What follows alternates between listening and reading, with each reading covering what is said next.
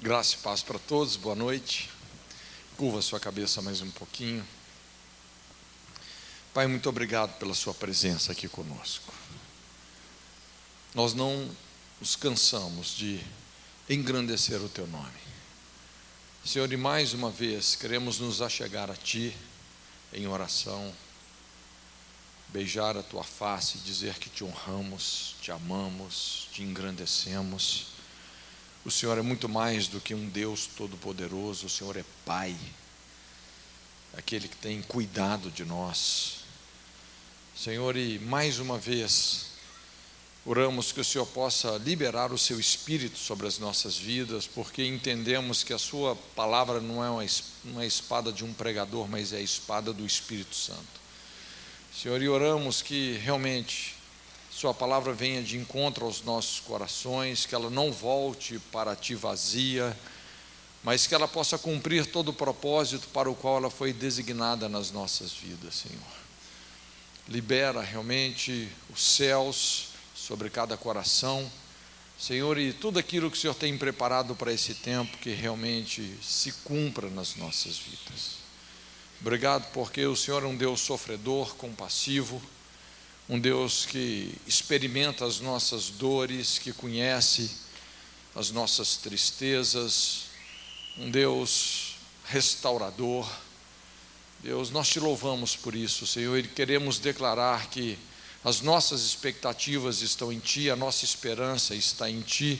Obrigado, Senhor, porque podemos experimentar uma esperança que esse mundo não pode dar e tampouco tirar de nós, uma esperança que vai além do túmulo, que vai além da sepultura, além da morte, porque o Senhor vive, o Senhor ressuscitou. Te engrandecemos, Jesus.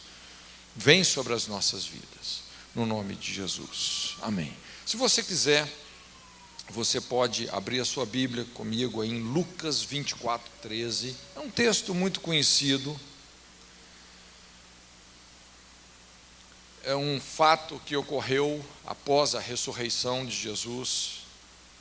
Então a Bíblia fala assim: naquele mesmo dia, 2 deles estavam de caminho para uma aldeia chamada Emaús, distante de Jerusalém 60 estádios, mais ou menos 12 quilômetros, para você ter ideia. Iam conversando a respeito de todas as coisas sucedidas. Aconteceu que enquanto conversavam e discutiam, o próprio Jesus se aproximou e ia com eles. Os seus olhos, porém, estavam como que impedidos de o reconhecer. Então lhe perguntou Jesus: que é isso que vos preocupa, e de que ides tratando à medida que caminhais? E eles pararam entristecidos.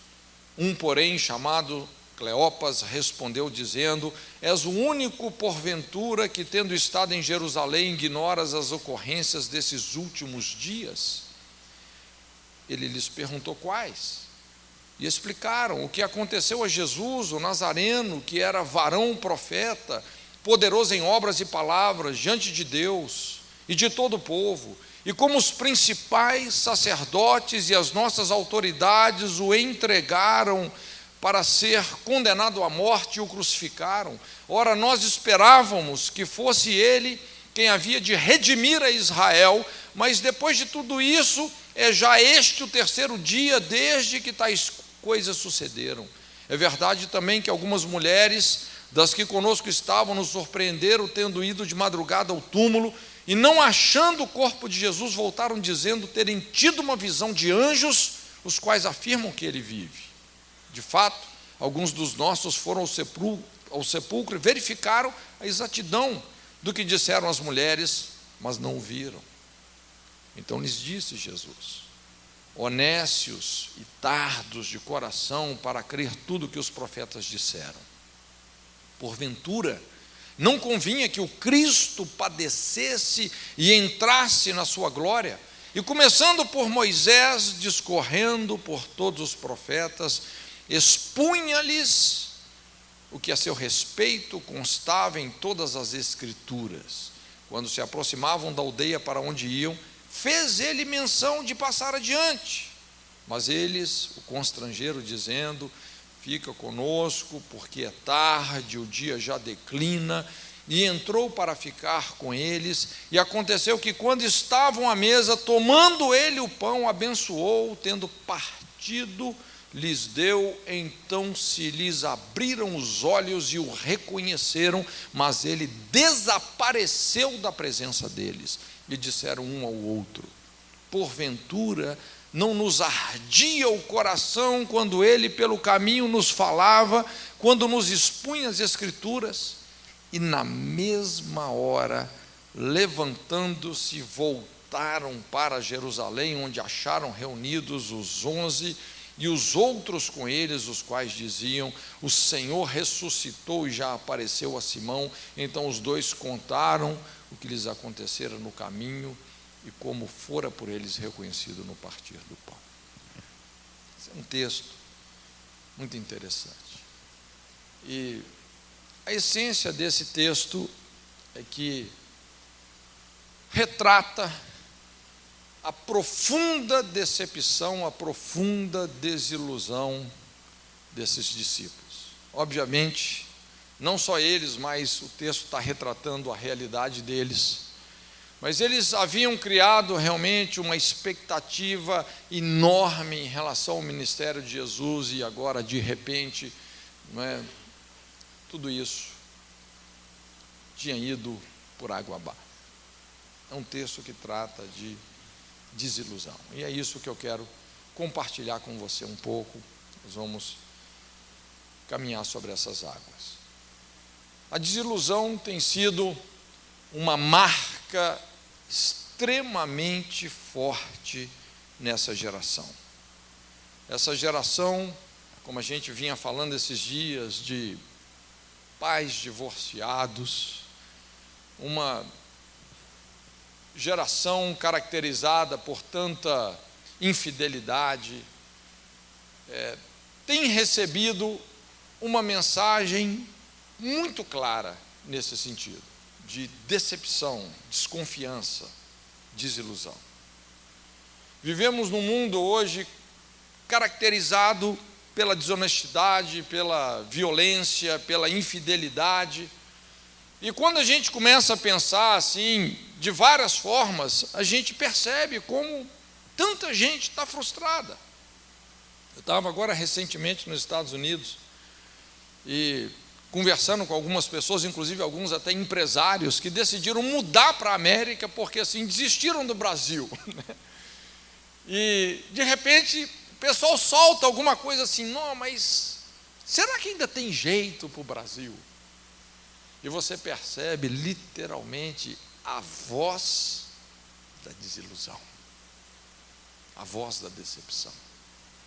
Há um tempo atrás, estava vendo uma reportagem, sobre essa coisa toda de violência e tal, não é? E de repente entrevistaram um cara, inclusive era advogado, aí o cara falou assim: não, o negócio é o seguinte, eu já ando com 2 carteiras, a minha e a do bandido, porque se eu for assaltado eu já sei qual carteira que eu dou. Então você percebe, a pessoa desacreditou que a coisa realmente pode melhorar, que as coisas podem mudar. Decepção. Hoje nós temos uma geração assim, sem mártires, sem heróis, sem referenciais. Quando a gente pensa realmente nos referenciais que nós temos, a gente acaba se envergonhando, porque são aqueles exemplos de como ser desonesto, não é? De como realmente se corromper sem ser pego, não é? Vivemos numa geração assim. A face da decepção, a face da desilusão. Eu me lembro, há um tempo atrás, fui ministrar numa cidade de interior e estava hospedado uma casa, uma família simples, uma família muito preciosa. E de repente ali, num certo momento, aquela dona de casa falou assim: pastor, olha, puxa vida, estou com um problema, gostaria muito de poder conversar contigo. Eu falei: pois não, não é? Comecei a ouvi-la, E ela foi então me contando toda uma história, não é? Como ela idealizou se casar de branco, ter uma família, aquele sonho de toda moça. E de fato isso tudo se concretizou, acabou se concretizando mesmo, não é? Até o momento que ela flagra o marido em franco adultério. E a partir disso, de um momento para o outro, em menos de um segundo ali, todo esse sonho desmoronou, tudo isso ruiu. E ela me explicando então que isso já tinha acontecido mais ou menos 16 anos atrás, mas ela me contava aquilo como que se tivesse acontecido literalmente ontem. Ela contava a situação assim, ainda com tanta dor, com tanto pesar, não é? Parecia que tinha acontecido. E foi interessante, porque o esposo viu que ela tinha conversado comigo, então depois assim me procurou lá no canto e falou: pastor, eu também queria conversar, né? Bom, toda história tem pelo menos dois lados, né? Então fui ouvi-lo também, e ele começou a me explicar, falou: olha, pastor, realmente, puxa vida, nessa época eu não era crente, mas me converti depois de uns 5 anos, né, que isso aconteceu, e realmente nunca mais eu traí a minha esposa. Mas ele começou a explicar o drama que ele vivia, porque se ele chegasse atrasado em casa 10 minutos, 15 minutos, que ele chegava além do horário, ela já ficava perturbada, não é? Achando que ele estava traindo. Com quem que você estava? Aí vem todas aquelas questões. E ele falou: pastor, eu não sei mais o que fazer para convencer a minha esposa que eu sou um homem fiel.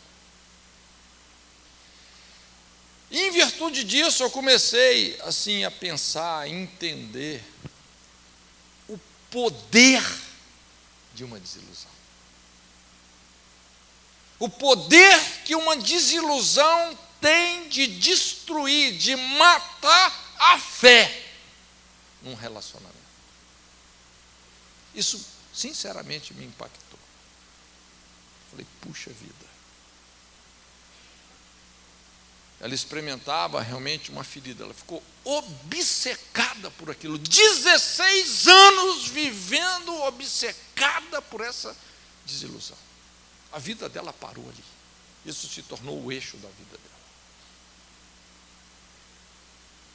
Eu lembro uma vez, fui fazer um curso fora do Brasil, e de brasileiros tinha eu e mais 2, e então num certo momento foi fazendo amizade e tal, e esse pastor, a gente conversando, ele começou a contar algumas situações que tinham acontecido com ele, e eu percebi que ele era aquela pessoa bem fronteiriça, desestruturada, amargurada. E ele começou a contar uma situação assim que o transtornou. E ele era uma pessoa que viajava muito, e tinha um pastor que era o seu confidente. O casamento dele estava enfrentando algumas dificuldades, ele confidenciava isso para esse pastor. Resumindo a história, o que aconteceu é que esse pastor acabou aproveitando a situação para dar de cima da esposa dele. E eu me lembro que ele falou assim com muita amargura: olha, eu nunca mais abro meu coração com pastor nenhum. Desacreditou. Estava desabafando, né? Desilusão, decepção, pessoas machucadas, desiludidas. E a desilusão pode se transformar numa obsessão tão grande que realmente a vida da pessoa para. é o que a gente observa aí nesse texto, nesses dois discípulos, quando diante do trauma da perca que eles tiveram em relação a Jesus, eles decidem simplesmente ir embora. Eles vão para Emaús, e Emaús significa isso.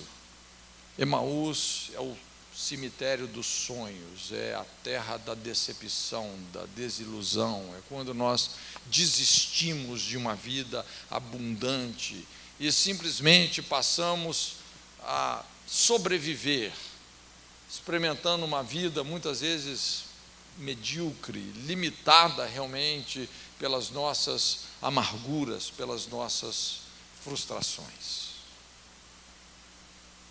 O mais interessante, então, nesse texto, é em Lucas 24, é que ele fala sobre desilusão. Dois discípulos profundamente decepcionados. E é interessante, quando a gente observa na Bíblia como tudo isso havia começado, né? A gente estuda na Bíblia,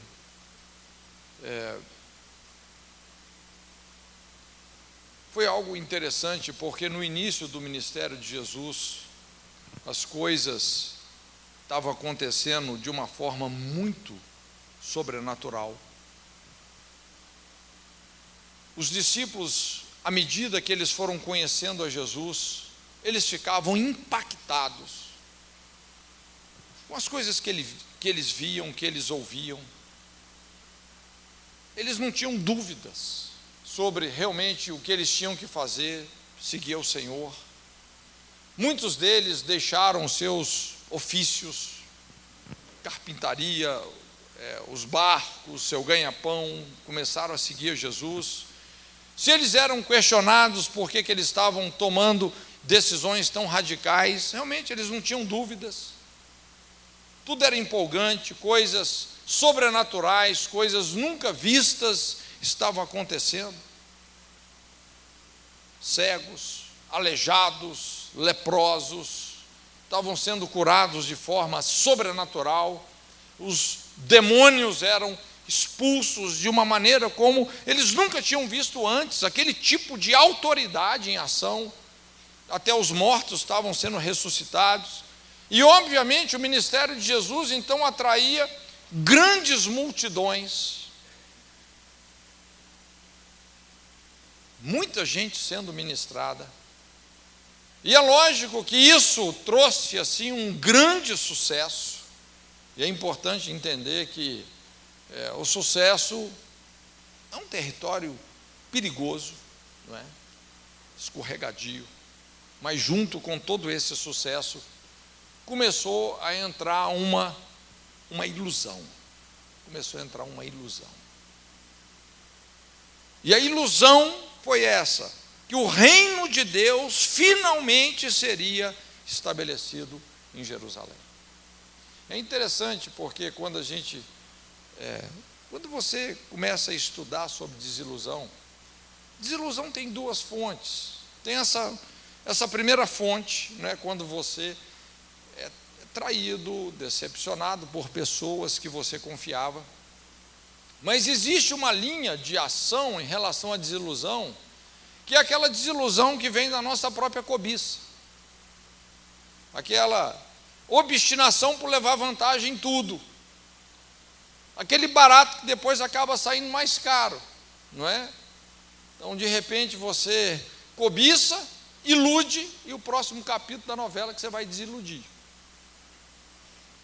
E foi mais ou menos isso que estava acontecendo aqui com os discípulos. Eles foram se iludindo. Eles começaram a idealizar.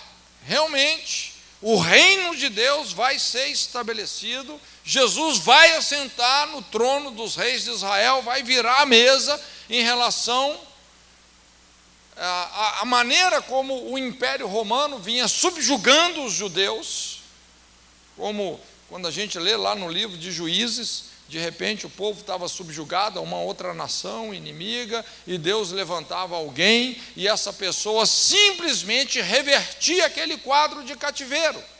Então eles pensaram: olha, Jesus vai reverter esse quadro, nós vamos experimentar um novo tempo, uma restauração da nação. Só que Jesus, por diversas vezes, por mais que ele tentou explicar que o reino dele não era desse mundo, né, que as coisas não iriam acontecer dessa forma, que não seria uma revolução externa, mas interna, ele disse: o reino de Deus não vem com aparência exterior, está dentro em vós. Mas eles criaram essas expectativas. Inclusive, já haviam feito uma tentativa de fazer Jesus rei, ele simplesmente deu as costas, né, foi para o monte orar. A gente via algumas intercessões absurdas, como lá da mãe de Tiago e João: concede que esses meus 2 filhos se sentem, um à sua direita, outro à sua esquerda, no seu reino. E Jesus falou: olha, né, eles podem beber do cálice que eu vou beber, eles podem ser batizados com o batismo que eu vou ser batizado. E Jesus estava falando da morte dele. Ela diz: ah, sim, né? A gente vê uma disputa, de certa forma, uma disputa política que começou a entrar, não é, entre os discípulos, eles ali vendo quem era o maior, quem era o melhor, quem vai ter esse privilégio, quem vai ter aquele outro privilégio, uma disputa por privilégios, não é? Só que, numa certa noite, Jesus é preso. Isso assusta os discípulos, mas ao mesmo tempo eles já estavam acostumados com Jesus, como ele era surpreendente, ele já havia escapado sobrenaturalmente de muitas ciladas de morte, tinha poder sobre a natureza, sobre os demônios, sobre as enfermidades. A sabedoria de Jesus havia superado muitas armadilhas dos religiosos.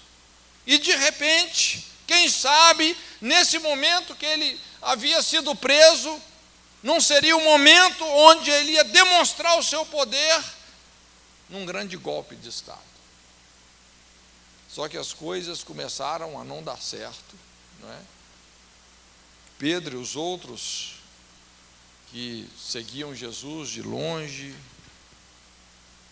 viram a forma como ele estava sendo humilhado, espancado, literalmente torturado.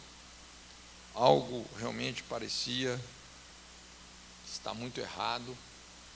E em poucas horas ele está indefeso, pendurado numa cruz, entre 2 ladrões, torturado em agonia de morte.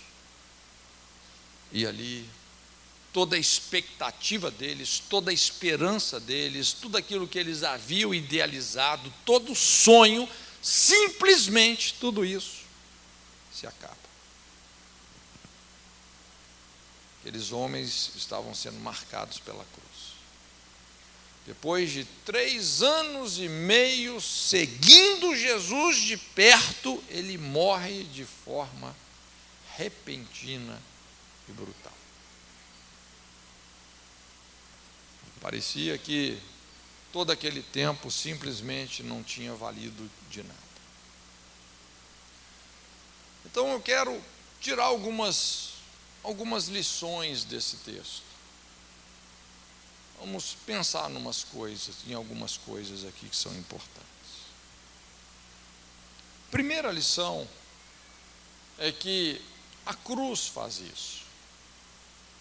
Transforma a ilusão em desilusão. Isso faz parte do propósito divino. É um plano do tratamento de Deus. Deus não ignora as nossas motivações distorcidas, egoístas, doentias. Por mais contraditório que isso pareça, mas o Calvário se fundamenta numa desilusão com Deus. Mas é uma desilusão necessária.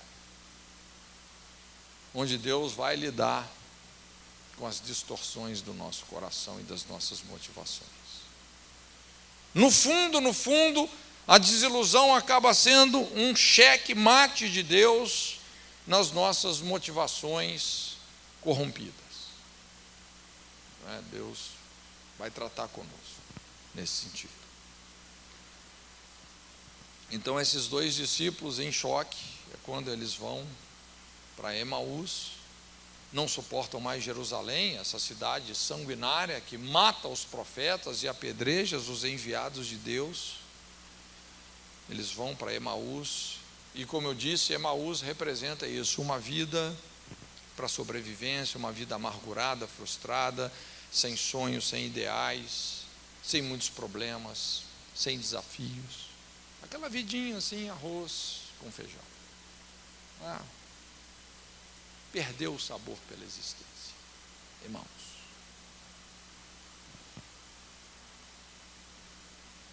Mas é interessante, uma outra coisa que a gente observa aqui, é que nesse processo, quando Deus começa a tratar com a nossa desilusão, quando nós estamos descendo para Emaús, quando você volta para Emaús, Jesus volta para você. Isso é bom, né? Enquanto assim comentavam e discutiam, o próprio Jesus se aproximou e ia com eles. O mais tremendo é que, tendo consciência ou não, Jesus está conosco. Não é? Quando você volta para Emaús, Jesus volta para você. O que a gente percebe aqui também é que a desilusão se instala na mesma proporção que nós perdemos a capacidade de enxergar Deus na nossa história. Foi o que aconteceu com eles, não é? A Bíblia fala assim: mas os olhos deles estavam como que fechados, impedidos de reconhecê-lo. Normalmente, pessoas decepcionadas, pessoas desiludidas, são pessoas que perderam a capacidade de enxergar Deus na sua história. E talvez você está num momento assim, um momento de tanta perda, de tanta dor, de tanta decepção, e por mais que Deus está te carregando no colo, está ao seu lado, parece que a gente não consegue perceber, a gente está tão obstinado com a decepção.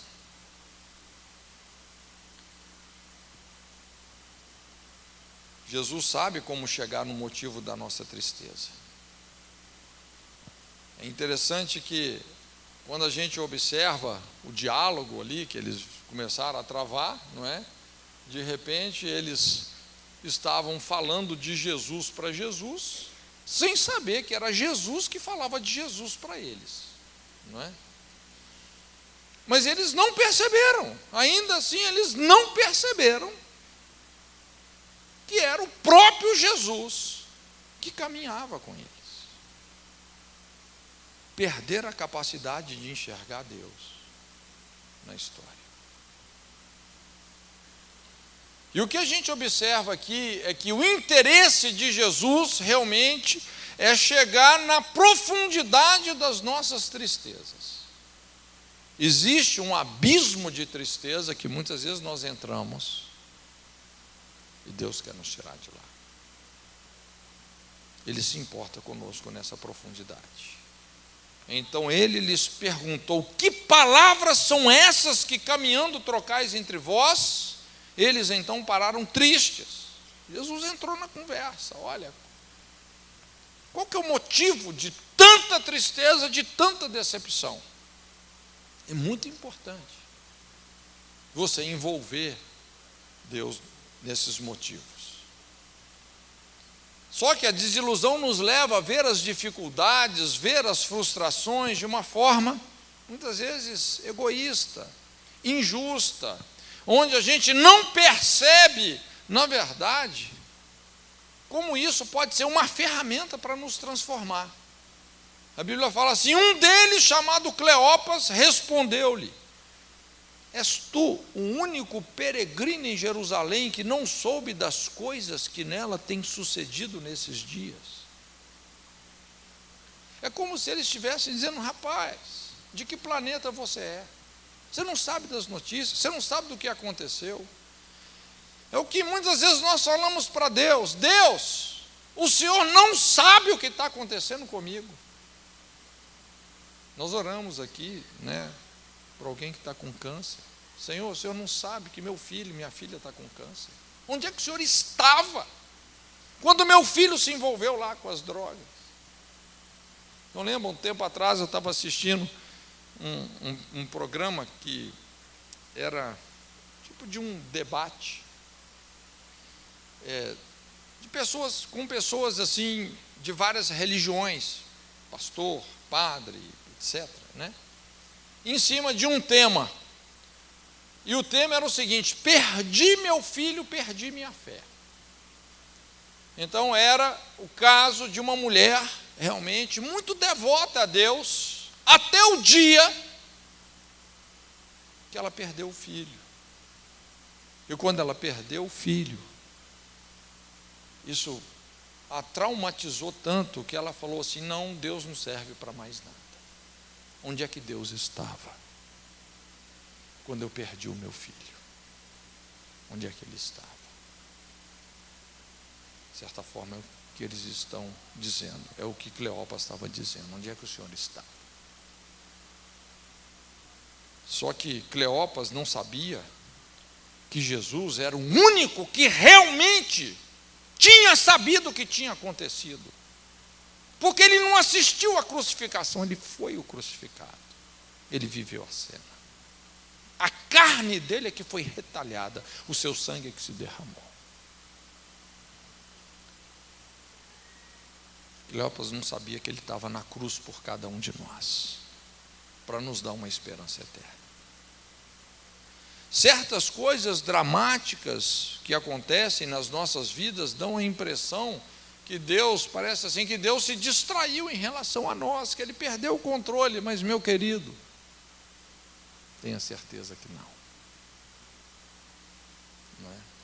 Para nós, a morte é muito trágica, mas para Deus é uma mera passagem. Não significa muito.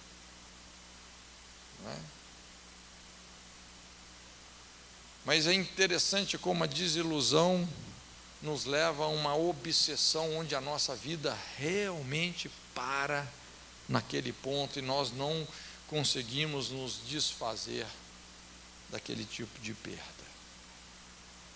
Mas é importante nós entendermos que o Senhor continua no controle.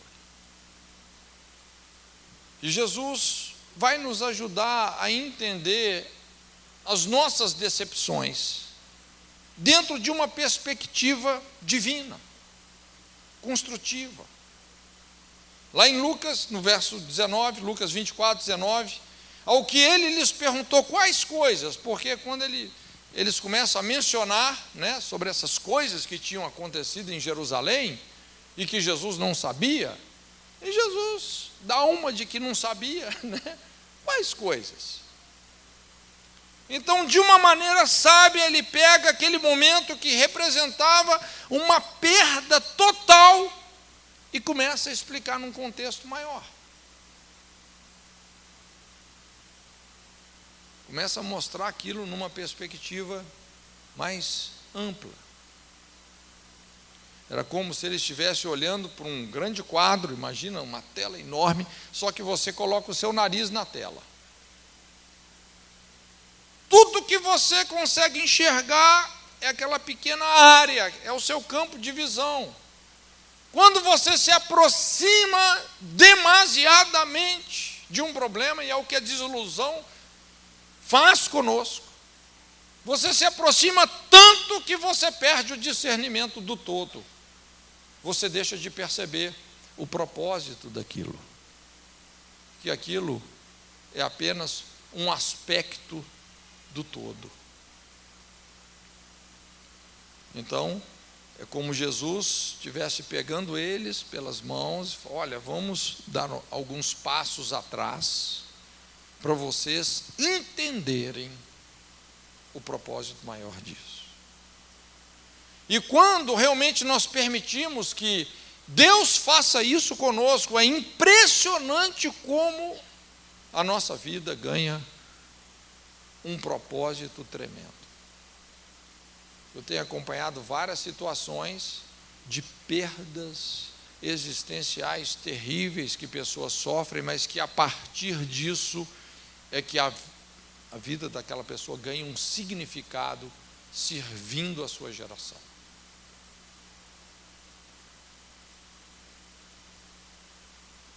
Então Jesus confronta diretamente a nossa incredulidade no propósito dele. Quando ele fala assim, tardios, honestos e tardos de coração, para crerdes tudo o que os profetas disseram.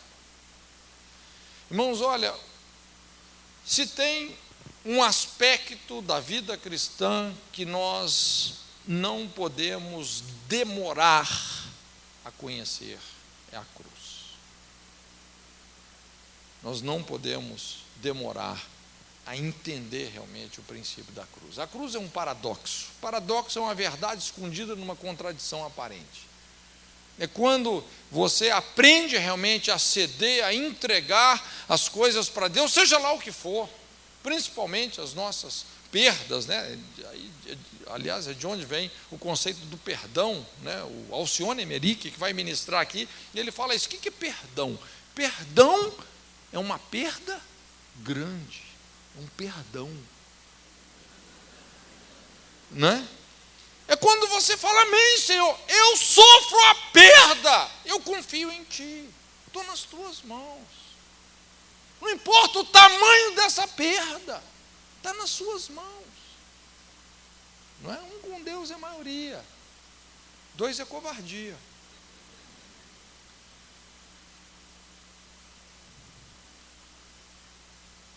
Jesus começa a trabalhar exatamente nisso. O remédio para a desilusão é o entendimento que vem pela palavra. Irmãos, olha, quando a gente passa por situações assim de decepção, perdas existenciais, olha, se volta para as Escrituras. É interessante como a Bíblia fala que Jesus foi descortinando as Escrituras diante deles. Começando por Moisés, por todos os profetas, explicou-lhes o que deles se achava em todas as Escrituras. Irmãos, veja bem, uma das coisas mais importantes para que você possa experimentar a plenitude do propósito de Deus na sua vida é você permitir que a sua vida tenha uma história significativa. História fala muito alto.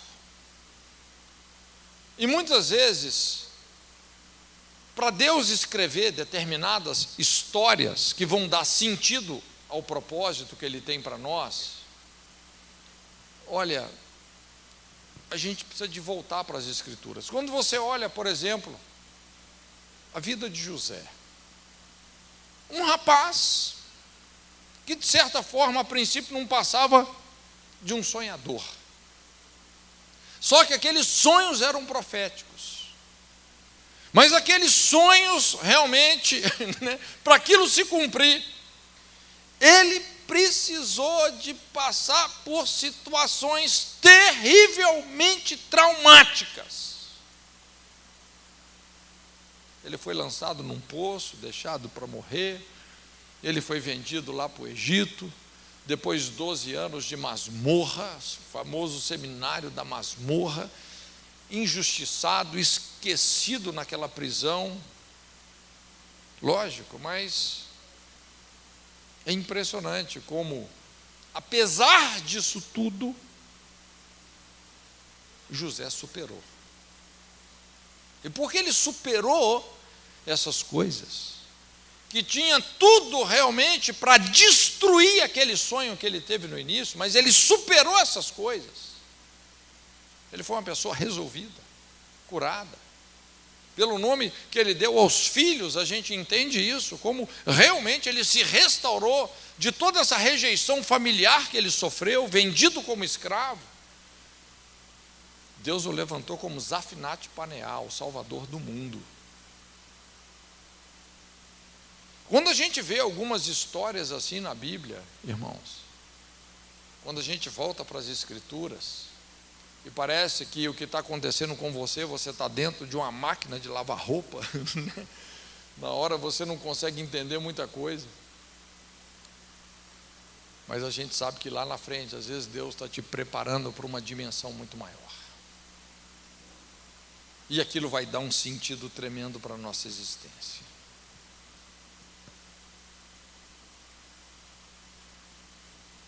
E chega nesse ponto, quando a Bíblia fala lá no verso 28, quando se aproximaram da aldeia para onde iam, ele fez como quem ia para mais longe.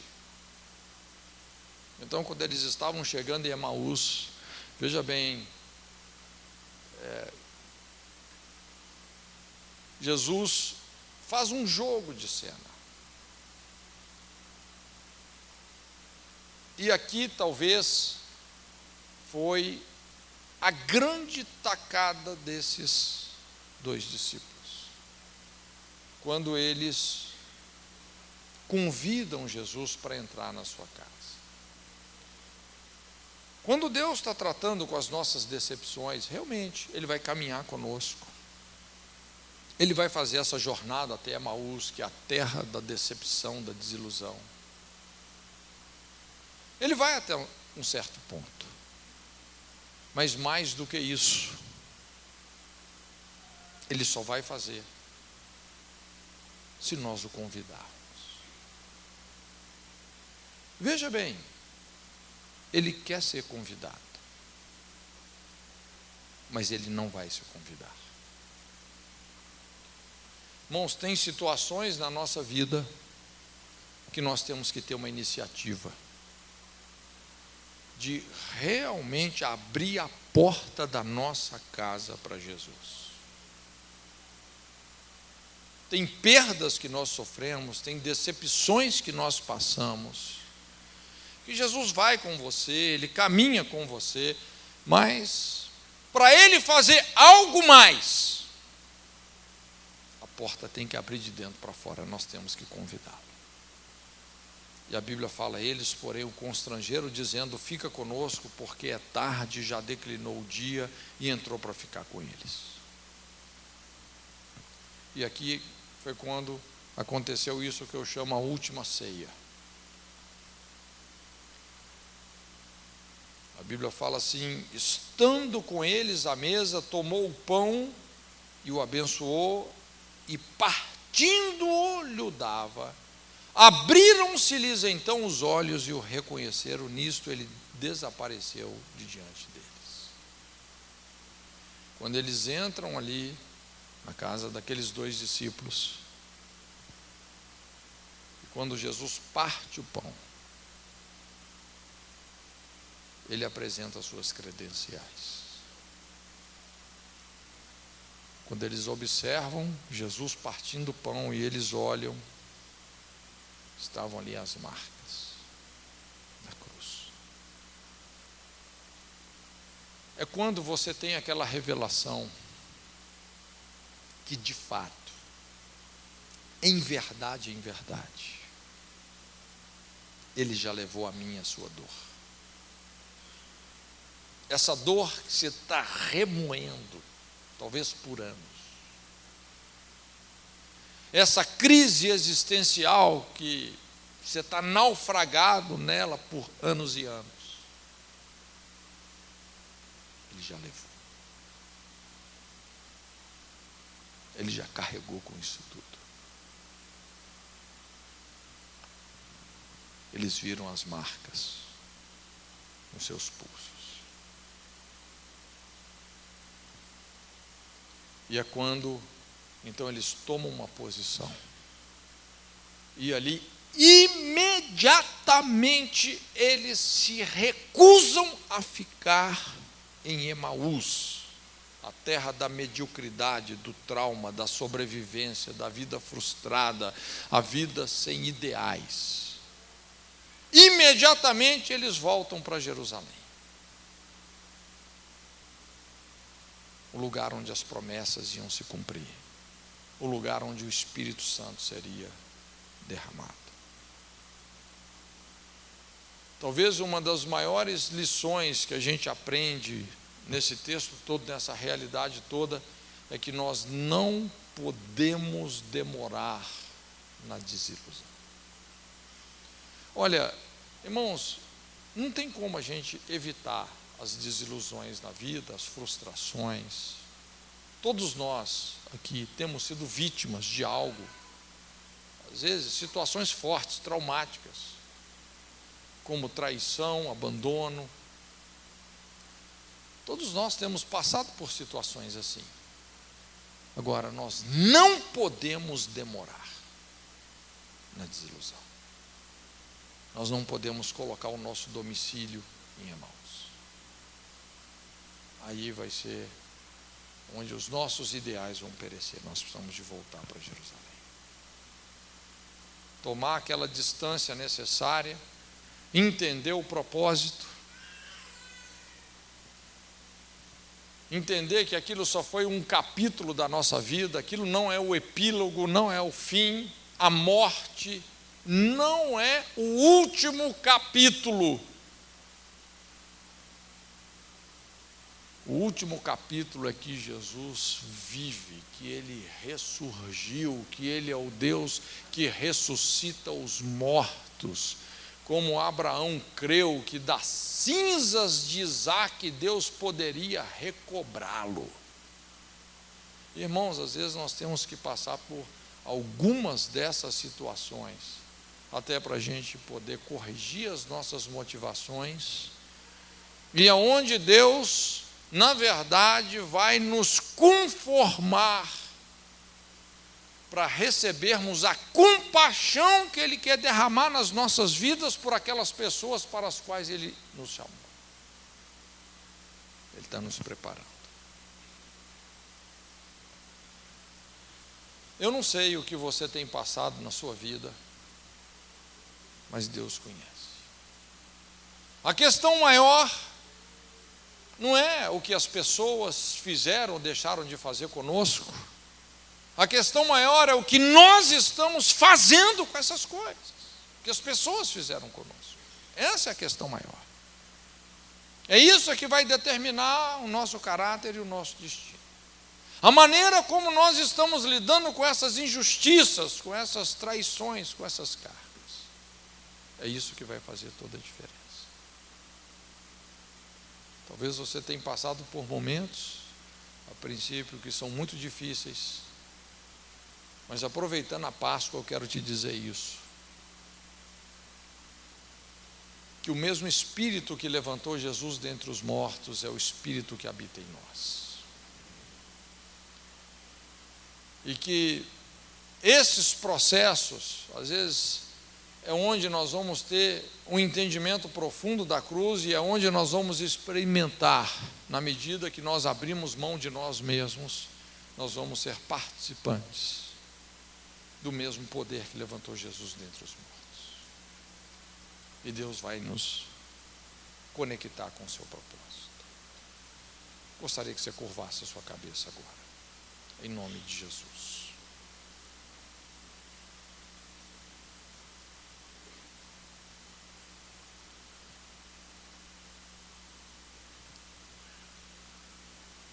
Talvez você já tenha treinado a sua fé realmente para superar esses traumas, essas pauladas, essas pancadas emocionais, mas pode ser que você tenha passado por algo que realmente te abalou, algo que tem destruído a sua fé, que tem feito você perder o seu coração, perder a sua alma, perder a sua fé em pessoas, em relacionamentos, perder a sua fé no casamento, perder a sua fé na família, talvez mesmo até em Deus.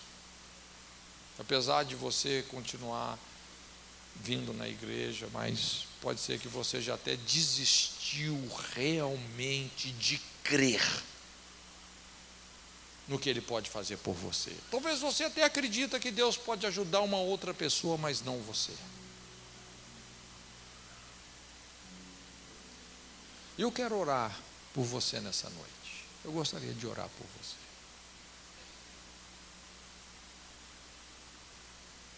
Se você entende que você precisa de uma mudança de domicílio, se você entende que de alguma forma, realmente, você colocou o seu domicílio em Emaús, você optou pela desistência, pela amargura, pelo trauma, mas você quer voltar para Jerusalém, você quer voltar a sonhar. Se você precisa dessa mudança de endereço, de um posicionamento, se você quer dar uma chance realmente para Jesus, te levar a uma experiência assim, onde você vai vivenciar isso, que Ele já carregou com todas essas dores. Eu gostaria que você saísse do seu lugar, que você viesse aqui na frente. Eu quero orar com você. Se você sente necessidade de um posicionamento assim, eu quero orar com você, no nome de Jesus.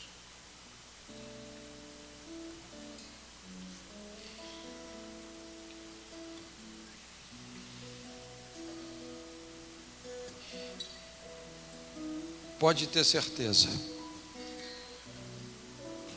que todo esse tempo Ele tem estado com você. Mesmo que você já tenha desistido de você mesmo, até de Deus, todavia Ele não desistiu de nós. Ele não desistiu. E não é à toa que você está aqui hoje. E o Espírito Santo está falando isso com você com todas as letras.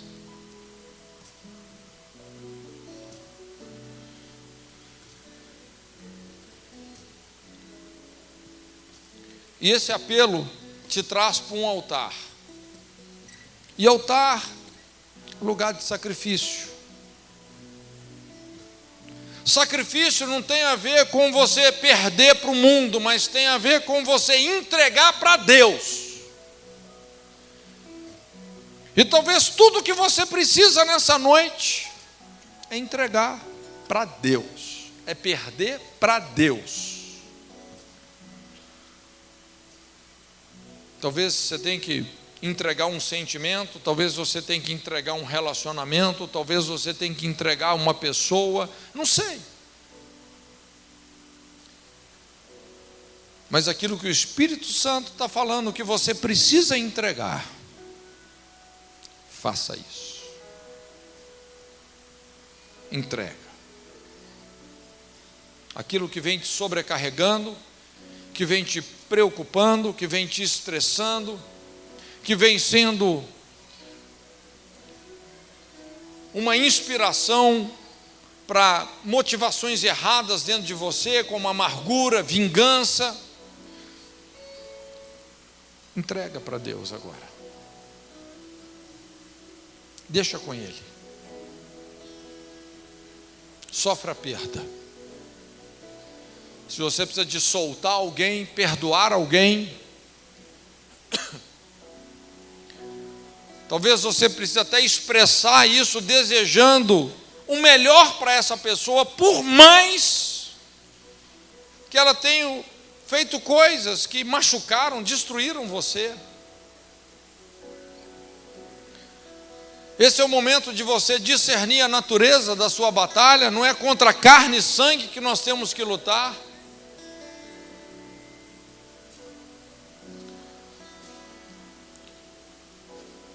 Simplesmente coloca isso nas mãos de Deus. Entrega para Ele. Entrega definitivamente. Senhor, muito obrigado por cada vida preciosa que está aqui. Obrigado, Senhor. Senhor, e no nome de Jesus, eu oro, Senhor, que isso que elas estão fazendo ao atender esse apelo, saindo dos seus lugares e vir para esse altar,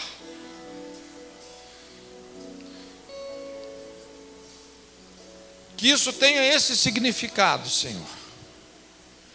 Que o Senhor possa, de fato, tirar os pés dessas pessoas de Emaús, esse lugar da desilusão, da decepção, do trauma, da desistência, a vida sem desafios. Que o Senhor possa tirar os pés dessas pessoas de Emaús e trazê-las para Jerusalém, onde elas vão experimentar o derramar do seu Espírito, onde os jovens terão visões, os filhos e as filhas profetizarão, os velhos sonharão sonhos. Senhor, e eu oro por um novo céu sobre a cabeça dessas pessoas. Eu oro pela inspiração de Deus, coisas que os olhos não viram, os ouvidos não ouviram, nem tampouco subiu ao coração humano, coisas que o Senhor tem preparado para aqueles que te amam, Senhor. Que essas coisas venham, que haja uma nova inspiração, Senhor, sobre a vida dessas pessoas que estão aqui, um novo significado, um novo sentido, uma revelação do seu propósito. Senhor, todo este processo, por mais doloroso que seja, nós sabemos, é uma forma do Senhor nos preparar para aquilo que o Senhor de verdade tem para cada um de nós. Ajuda-nos a entender isso. A maneira como o Senhor quer trabalhar com o princípio da cruz nas nossas vidas. Ajuda-nos a entender. E eu oro, Senhor, que a vida dessas pessoas seja cheia de sentido, cheia de significado, Senhor, em nome de Jesus. Que haja uma unção de criatividade, de novidade sobre a vida e o coração dessas pessoas, Senhor.